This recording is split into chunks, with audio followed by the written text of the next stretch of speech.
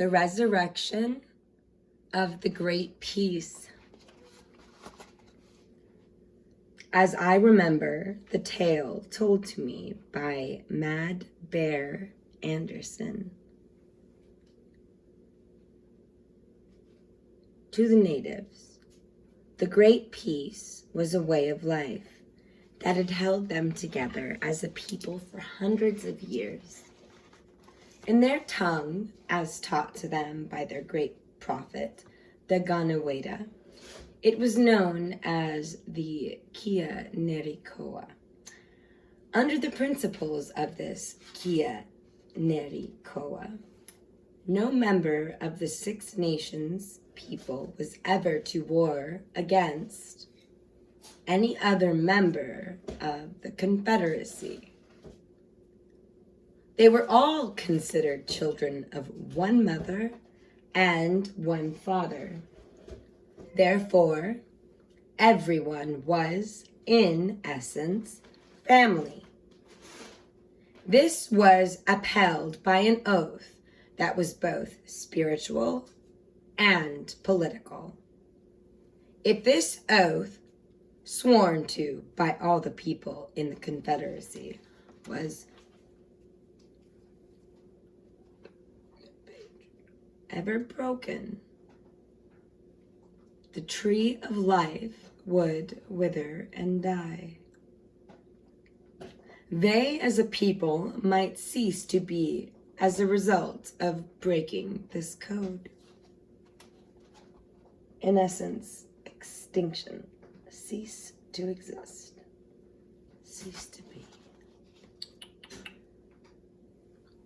Deganaweda, pronounced De, G-O-N, Gon, Weda, W-E-D-A, the is for the A, is also the pale prophet, so the peacemaker in a sense, and said to be the descendant from the Owa Wahani. The winged ones you may want to read Ken Carey's Return of the Bird Tribes. During the 300 years that preceded the American Revolution, each generation of native people that interacted with the European settlers became more and more corrupt, compromising and giving a little piece of their spiritual knowing away in exchange for power and technological comfort. There was much conflict within the tribes during these years. Power struggles were influenced and encouraged by the newcomers and fueled by the never-ending supply of technology, weapons, and tools the Europeans could offer. This fever of greed and acquisition of material things started to separate the indigenous people from their own governing laws. Perhaps they too easily accepted the appearance of this new, air quoting, easier life. End of air quoting. The Europeans' religion of materialism made a powerful impression on the natives here. The Europeans also gave them a new understanding and appreciation of the concepts of power and war. The European influence, especially that of the English, brought with it to this land the warrior syndrome. This is what the elders called the serpent energy. Back into the consciousness of the native people of this land, the serpent energy is patriarchal and unnatural to any people of earth. It is not the natural order of things for us to be warlike. We are, by nature, a communal people.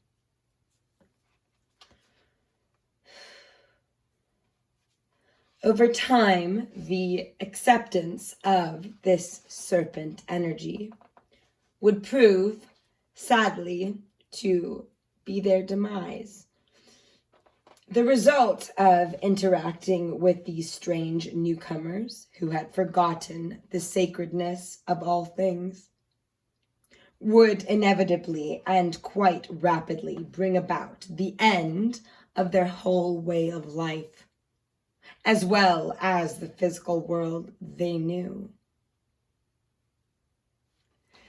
The elders knew the actions of warring upon their own brothers would break the great peace, and that it would ultimately bring about the fall of the native nations. They knew that the results of breaking this bond between the tribes would bring about the ending of their way of life.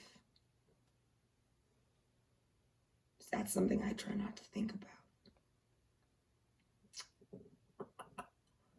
This had been part of Deganawera's prophecy. So, therefore, to speak the name of the peacemaker might bring danger to what was left of the understanding, or might possibly invoke the wrath of the peacemaker himself. They knew they must not allow the true nature of their spiritual understandings and practices to fall into the hands of the invaders. That would not only be sacrilegious, but it might easily mark the end of the people themselves. They must protect their knowledge for future generations. The children of the future generations must know the roots of the great peace.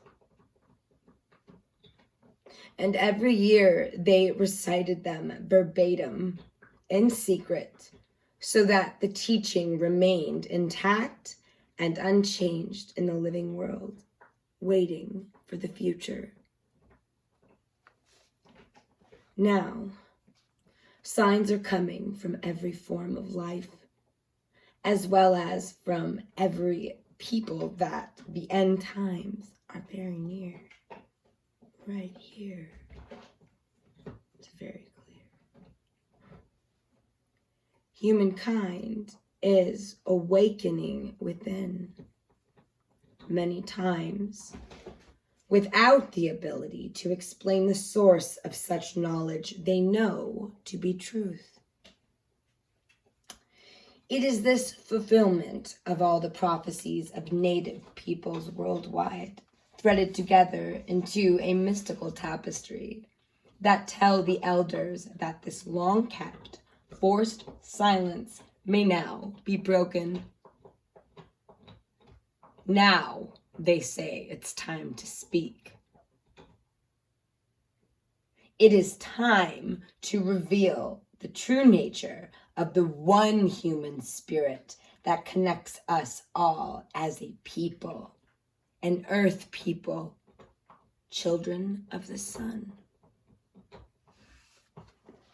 The principles around which these United States of America were formed, and indeed the very Constitution of the United States itself, is based almost entirely on the abridged principles of the Iroquois Confederacy and the precepts by which the Six Nations were bound. Now, isn't that interesting? In other words, the Constitution is, in essence, a Native American document with adulterated modifications. Fancy that. The Native people bestowed equality to both men and women. In fact, the people demanded it. In the Native way, there was no slavery. Captives were assimilated, not enslaved. The spirituality of the people dominated their choice of action.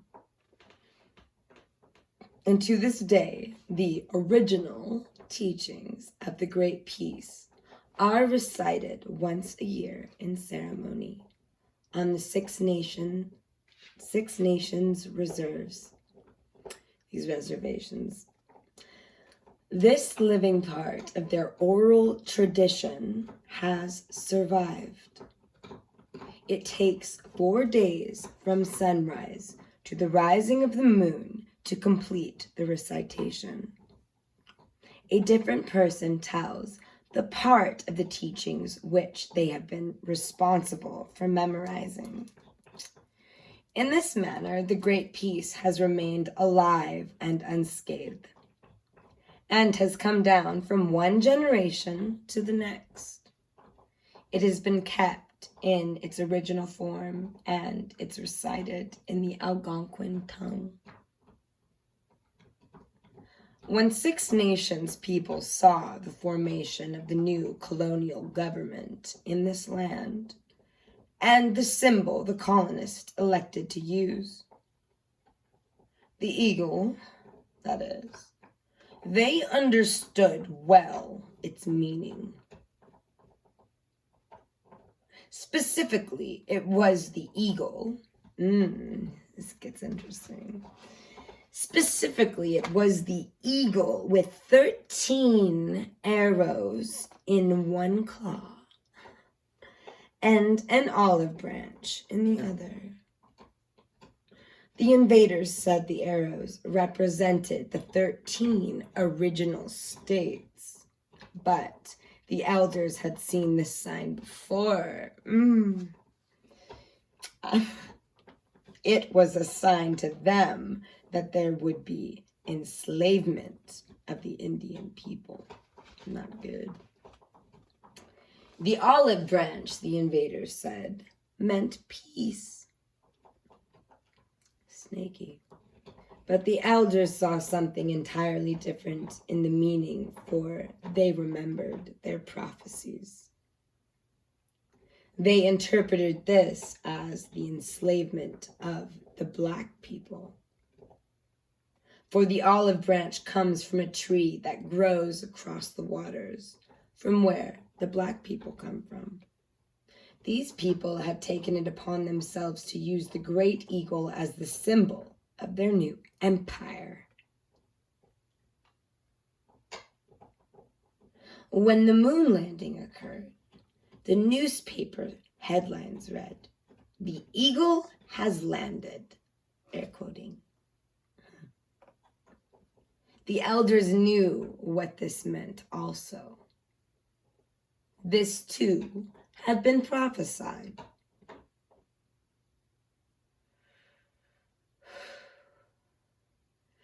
Daganaweda told them about this while he was alive.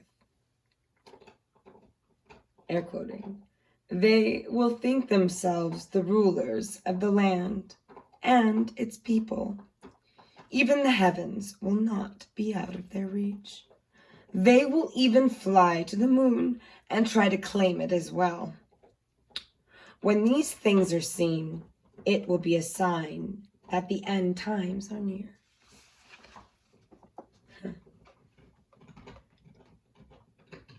The United States government has since minted a special coin to commemorate this momentous event. When the coin was minted, it showed the eagle holding the olive branch in both its claws. The arrows had been removed. The elders knew that this meant that the Indian people were free from their forced silence about their spiritual understandings. They knew this meant that the destructing of the oppressor's power structures was beginning to occur. The Black brothers would soon have their voices heard as well. But the prophecy also said that there would later be a long and arduous struggle for the indigenous races of the earth.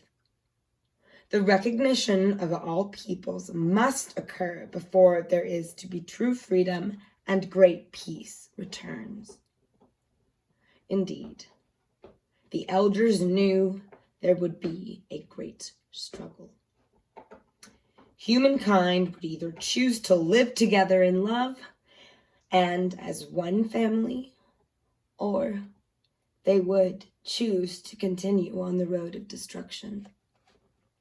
The choice would be up to them.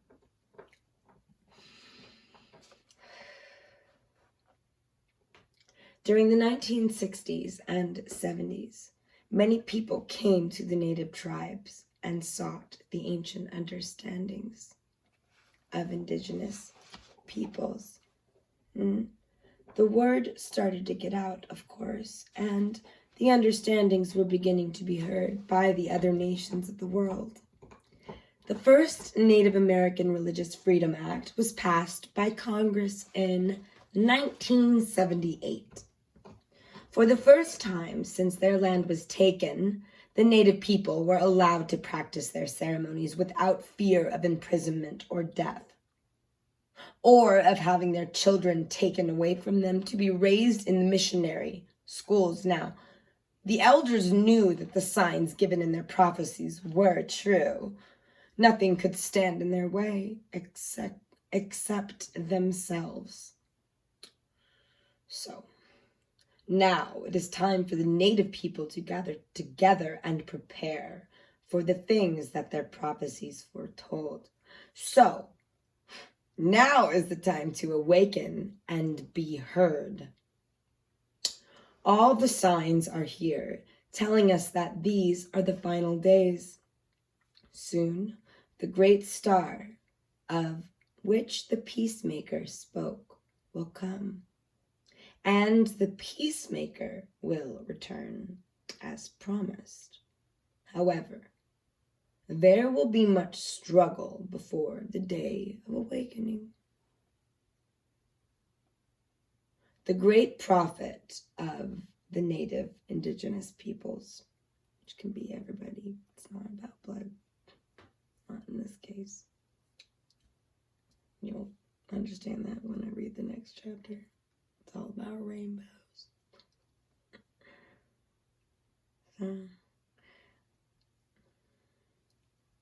The great prophet of all native people of the globe is one of the indigenous masters who stands with those of the great white brotherhood. Their great love for this earth and their support of the continuation and the merging of the human consciousness into the fifth world has helped to guide us from our beginnings.